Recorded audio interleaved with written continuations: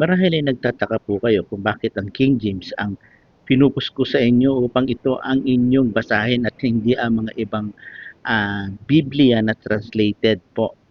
Kasi ito pong King James po ay accurate ng 99% po compare sa mga ibang Biblia na i-translate po.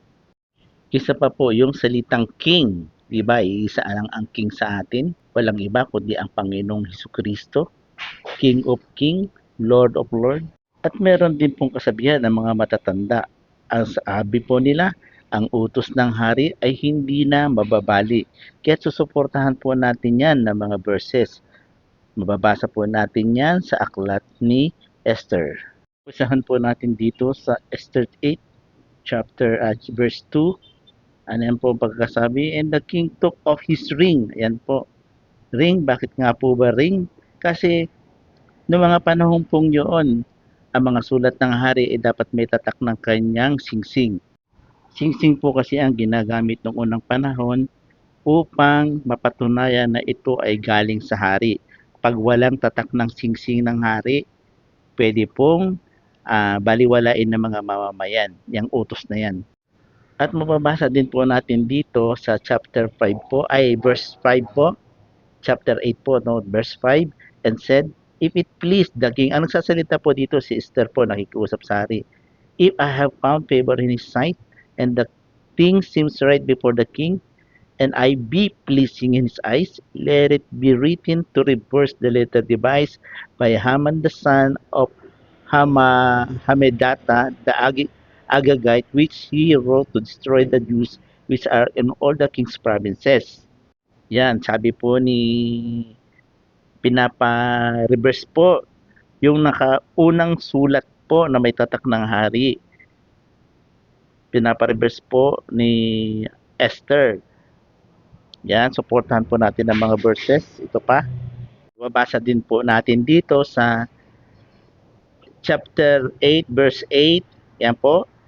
Write ye also for the Jews as it like you in the king's name, and seal it with the king's ring, for the writing is written in the king's name, and seal with the king's ring may no man reverse.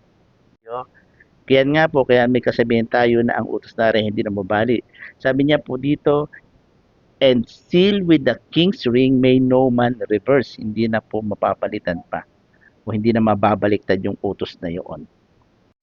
Kaya po ang ginawa na lang po ni Esther, ito po sa chapter verse 10 po, sumulat na lang po siya ng panibago. Ito po nagpagkakasulat, and he wrote in the king's Ahasuerus name and seal it with the king's ring, and sent letter by post on the horseback and riders on mules, camels, and young dromedaries ba yun? Ewan ko.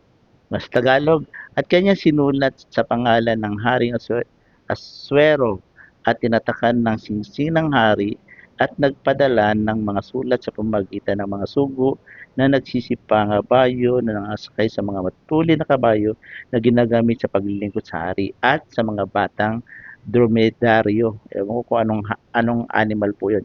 Ayan.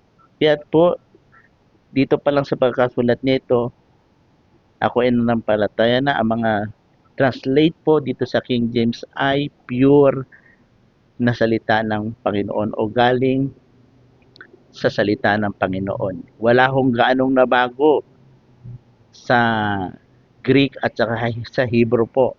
Okay, sana po yan na nasundan niyo po ako sa aking pagtalakay. Maraming pong salamat. Ingat po sa inyo.